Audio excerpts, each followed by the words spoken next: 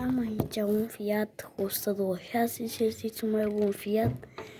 De fapt este decât o jucărie, de fapt nu este adevărată și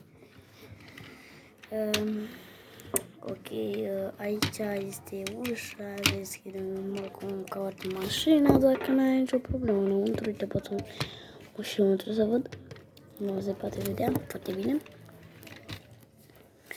Asta am dat să vadă un pic mai bine ca să nu se cam. Bă, mamă cât de ăsta e mașina. Și sunt cele mai bune roți. Uite, așa sunt cele mai bune roți din lume. Cred că e și astea că nu se dă la maxim. Ok. Acum aici o cameră și nu merge. Aici cea mai bună jos, cea mai bună aici verificat. Nu știu cum să pun camera ca să vedem. Ca să vedem mai bine. Uite, așa se vede mai bine. Așa arată roata de Fiat. Este un Fiat cu linie sau? Nu știu să văd. De nu e cu linie, e doar scrisul. Ok. În spate n-are semn, dar mi se pare că gavra asta de la portbagaj în spate este ok. Este neagră.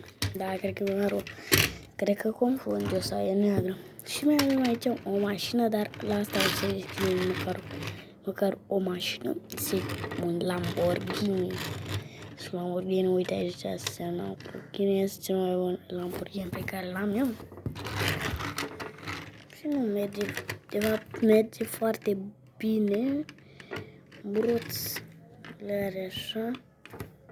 Nu știu cum să pun camera ca să vedeți. Deci, nu știu, așa. Așa e roțele de la Lamborghini ăsta și înăuntru, nu știu cum să arăt. Da, e și ceva înăuntru. Nu știu ce. Și s-a Fiat. Cred că mă duc să-mi iau alte mașini.